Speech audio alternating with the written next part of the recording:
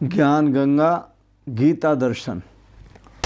पूर्व प्रसंग में आप श्रवण कर रहे थे क्षेत्र के स्वरूप का कथन और क्षेत्र के विकारों का कथन, मानी शरीर के स्वरूप का कथन और शरीर के विकारों का कथन।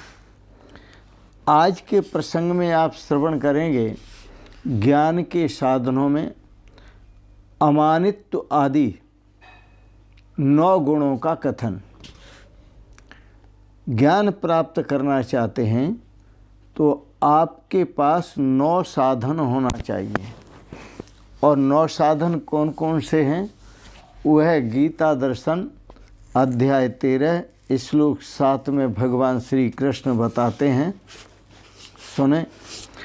अमानित्वम अदम्भित्वम अहिंसा क्षांतिर आर्जवम आचार्य उपासनम शौचम स्थैर्यम आत्म विनिग्रह।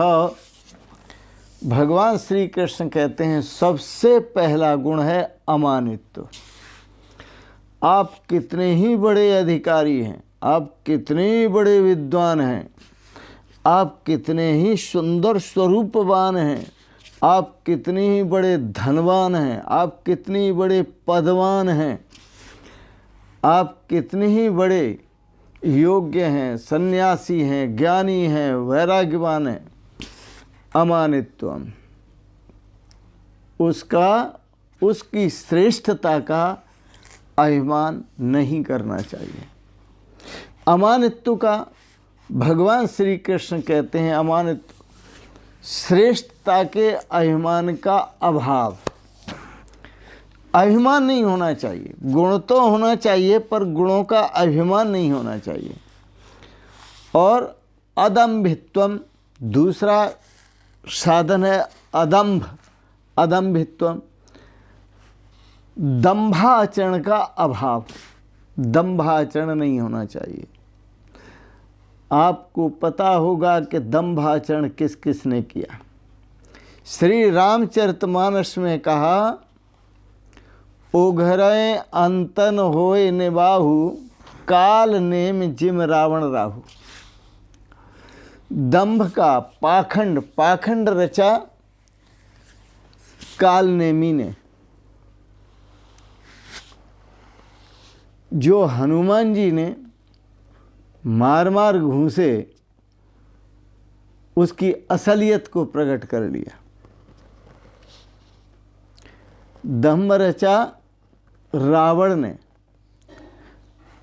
कालनेमी ने जो दंभ रचा वो था तो राक्षस दुष्ट, लेकिन एक भक्त का दंभ रच लिया, पाखंड रच लिया।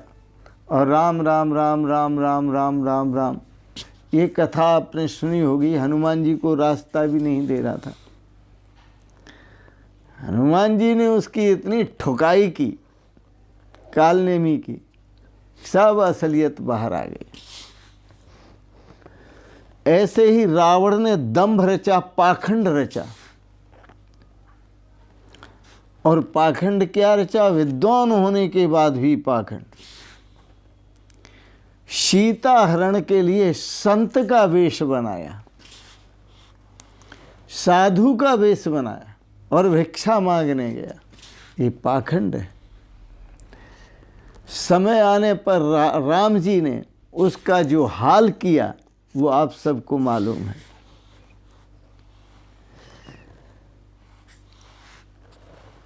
राहु जो समुद्र में अमृत निकला तो देवों को परोसा जा रहा था, उसमें राहु जो है देव बन करके बैठ गया, देव का स्वरूप बना करके बैठ गया। ये उसने पाखंड किया। भगवान ने अपने सुदर्शन चक्र से उसका सिर उड़ा दिया। तो इसलिए अदम्भित्वम दंभ का अभाव, दंभाचरण का अभाव, दंभ का आचरण नहीं करना चाहिए। तीसरा गुण अहिंसा। किसी भी प्राणी को किसी प्रकार न सताना ही अहिंसा है। अहिंसा नाम मनोवाक्याय कर्म भी सर्वभूतेषु सर्वदा अक्लेश जननम।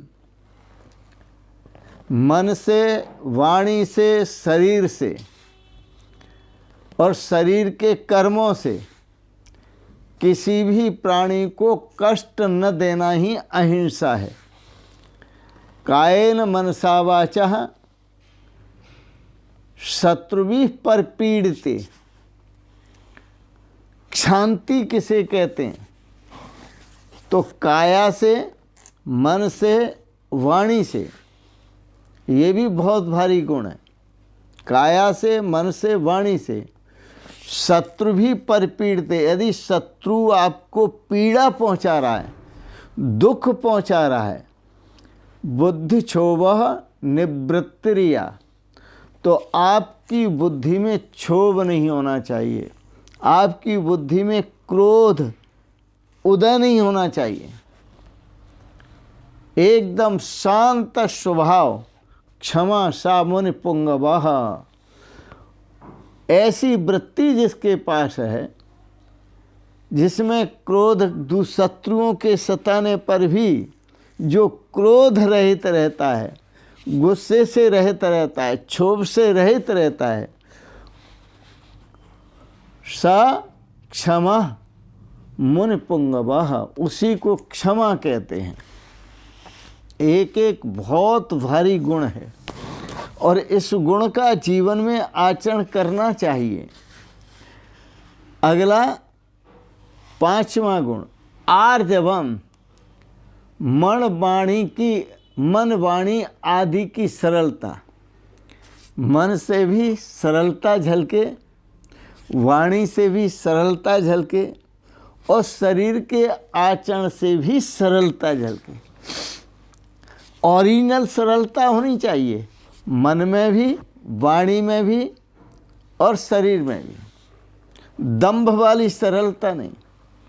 सामने आते हैं, बड़ा सुंदर बात करते हैं, बड़ी अच्छी बात करते हैं, बड़ी हित की बात करते हैं, बहुत प्रेम की बात करते हैं, सहयोग की बात करते हैं और फिर पीछे से वह बुरा करने की सोचते हैं। तो मन वाणी की सरलता हो, लेकिन वह सरलता गुणात्मक हो, दुर्गुणात्मक नहीं, गुणात्मक हो। लेकिन ये सब आएगा कैसे? जीवन में अमानित्व, अदम्भित्व, अहिंसा, शांति, सरलता, ये कहाँ से आएगा, कैसे आएगा? ये गुण आएंगे कैसे? तो आचार्योपासनम, ये छठा गुण है। आचार्य की उपासना, और आचार से मतलब है श्रद्धा भक्ति सहित सतगुरु की, गुरु की सेवा। आचार्य उपासना का मतलब है गुरु सेवा। जिसका गुरु ही नहीं है वो किसकी सेवा करेगा? वो भगवान के आदेश का भी पालन नहीं करता। कम से कम गुरु शरण में जाकर, संत शरण में जाकर और उनके शरणागत होकर उनकी सेवा करनी चाहिए। आचार उपासना श्रद्धा से, पूर्ण श्रद्धा से, पूर्ण भक्ति से, पूर्ण प्रेम से उनकी सेवा करे। तो गुरु की सेवा, ये 5वां लक्षण है गुण का। और शौचम, बाहर और भीतर की पवित्रता। सेवा भी करे तो बाहर से भी पवित्र होकर सेवा करे, स्नान आदि करके पवित्र होकर सेवा करे, और भीतर से भी सेवा करे। तो भीतर की पवित्रता छल, कपट, ईर्षा, द्वेष, काम, क्रोध, लोभ, मोह, अहंकार आदि से रहित होकर के सेवा करे। बाहर की पवित्रता, जैसे शरीर है तो शरीर की पवित्रता मिट्टी और पानी से होती है। शौचम ही दुविधम प्रोक्तम, शास्त्रों में कहा शौच, पवित्रता 2 प्रकार की कही जाती है। शौचम ही दुविधम प्रोक्तम, जो पवित्रता है वो दो प्रकार की होती है, बाह्य अभ्यंतर में वचय, एक तो बाहर की पवित्रता और एक भीतर की पवित्रता। तो बाहर की पवित्रता और भीतर की पवित्रता क्या अंतर है? तो बाहर की पवित्रता मानी शरीर की पवित्रता। तो शरीर की पवित्रता होती है मिट्टी से, जल से, साबुन आदि से आजकल करते हैं। तो मिट्टी से, जल से, साबुन आदि से, स्नान आदि से बाहर की पवित्रता होती है। और भीतर की पवित्रता भाव शुद्धि तथा अंतरम, भीतर की जो पवित्रता होती है वो भावों की शुद्धि होती है, भावों की पवित्रता होती है। तो भावों की जो पवित्रता होती है वह पवित्रता ही पवित्रता कहलाती है।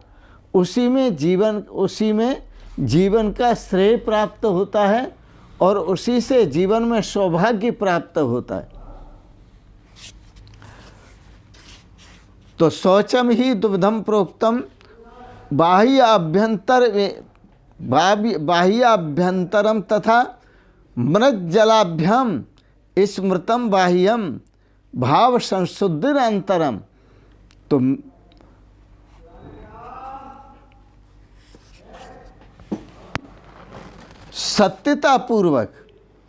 सत्यतापूर्वक शुद्ध व्यवहार से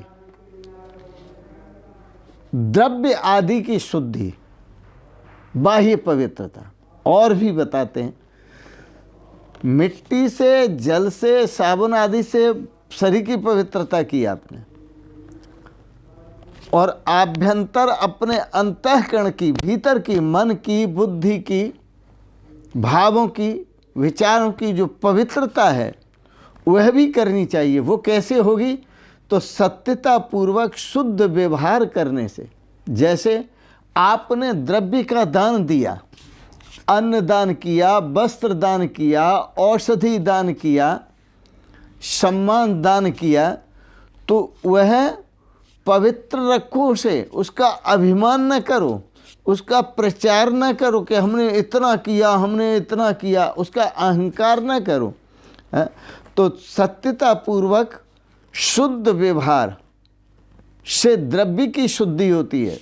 धन आदि की शुद्धि जो होती है वो दान आदि से होती है। सत्यतापूर्वक शुद्ध व्यवहार से द्रव्य की शुद्धि होती है और अन्न से आहार की शुद्धि होती है। जब अन्न आदि की शुद्धि होगी तो उसका जो आहार करेंगे आप, तो उस आहार से आपके भावों की शुद्धि होगी, आपके विचारों की शुद्धि होगी।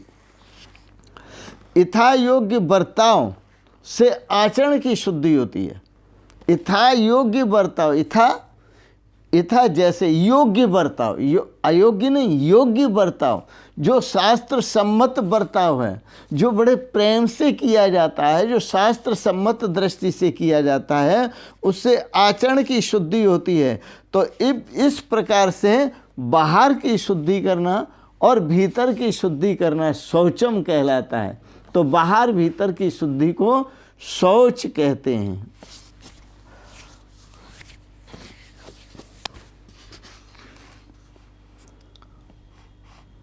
बाहर भीतर की शुद्धि, किसी से द्वेष नहीं रखना, किसी से कपट नहीं करना, ये द्वेष, कपट आदि विकारों से रहित होना, उनका नाश करना, कपट, छल, द्वेष, इसका नाश करना और अंतःकरण को स्वच्छ करना, ये भीतर की शुद्धि कहलाती है। शौचम।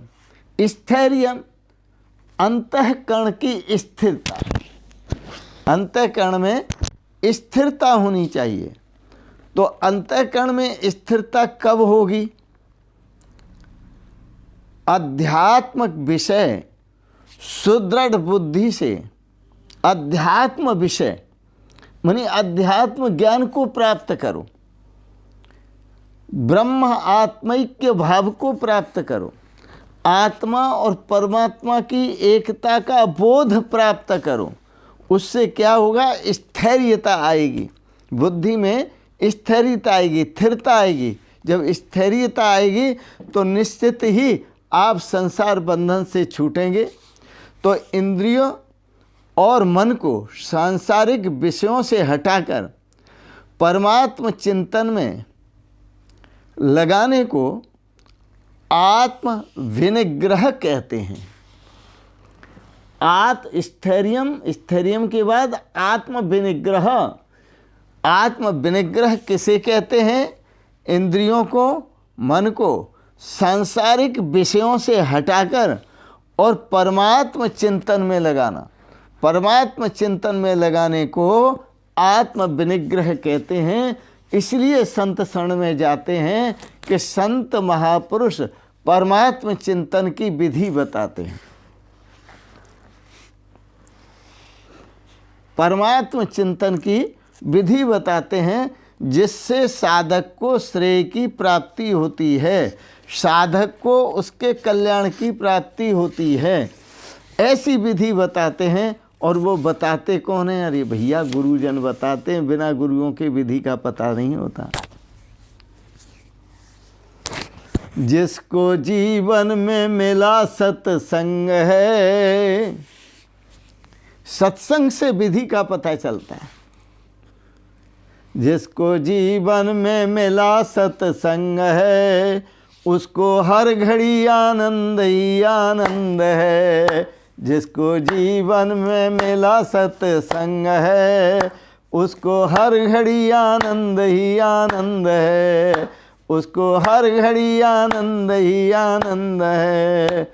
उसको हर घड़ी आनंद ही आनंद है। जिसको ईश्वर से जुड़ा संबंध है, जिसका ईश्वर से, जिसको ईश्वर से जुड़ा संबंध है, उसको हर घड़ी आनंद ही आनंद है। उसको हर घड़ी आनंद ही आनंद है। उसको हर घड़ी आनंद ही आनंद है। जिसको जीवन में मिला सत्संग है, उसको हर घड़ी आनंद ही आनंद है। उसको हर घड़ी आनंद ही आनंद है। तुलसी मीरा कबीरा ने गाया।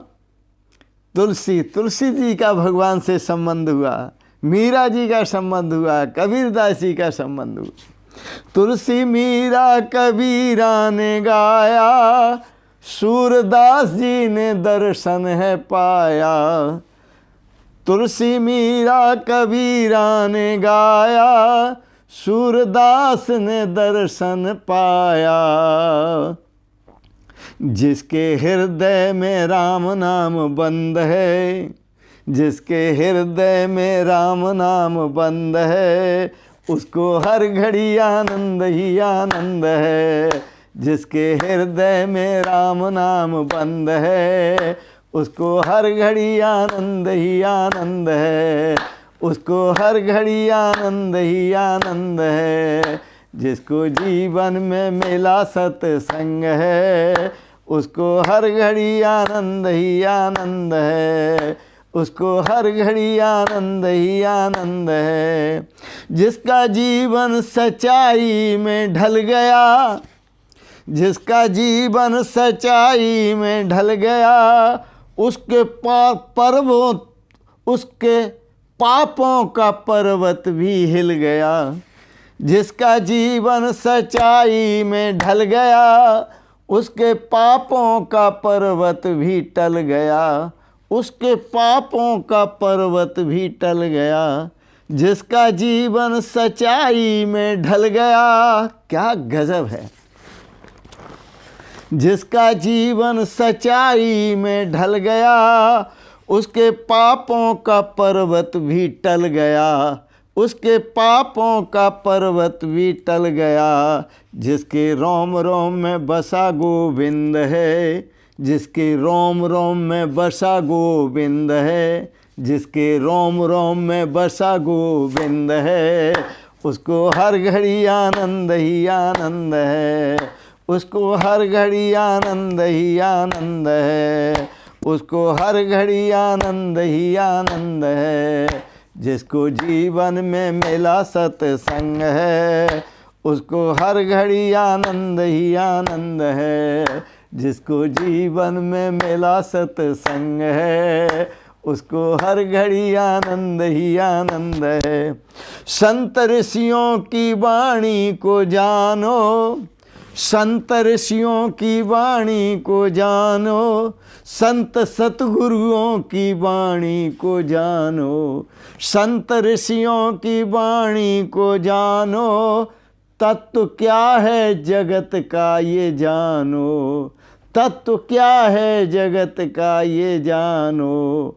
उसकी 84 से जिसने उस तत्व को जान लिया, उसका 84 से, उसका 84 का कट गया फंद है, उसका 84 का कट गया फंद है। उसको हर घड़ी आनंद ही आनंद है, उसको हर घड़ी आनंद ही आनंद है, उसको हर घड़ी आनंद ही आनंद है। जिसको जीवन में मिला सत्संग है, उसको हर घड़ी आनंद ही आनंद है, उसको हर घड़ी आनंद ही आनंद है। स्वर्ग जाने की इच्छा नहीं है, उसे स्वर्ग जाने की इच्छा नहीं, स्वर्ग जाने की इच्छा नहीं है, मुक्ति पाने की इच्छा नहीं है। स्वर्ग जाने की इच्छा नहीं है, मुक्ति पाने की इच्छा नहीं है। साधु संतों का परमानंद है, साधु संतों का परमानंद है, साधु संतों का परमानंद है। उसको हर घड़ी आनंद ही आनंद है, उसको हर घड़ी आनंद ही आनंद है, उसको हर घड़ी आनंद ही आनंद है। जिसको जीवन में मिला सत्संग है, उसको हर घड़ी आनंद ही आनंद है। जिसका ईश्वर से जुड़ा संबंध है, उसको हर घड़ी आनंद ही आनंद है। जिसके जीवन में राम नाम बंद है, उसको हर घड़ी आनंद ही आनंद है। जिसके रोम रोम में बसा गोविंद है, उसको हर घड़ी आनंद ही आनंद है। उसका 84 से कट गया फंद है, उसका 84 का कट गया फंद है।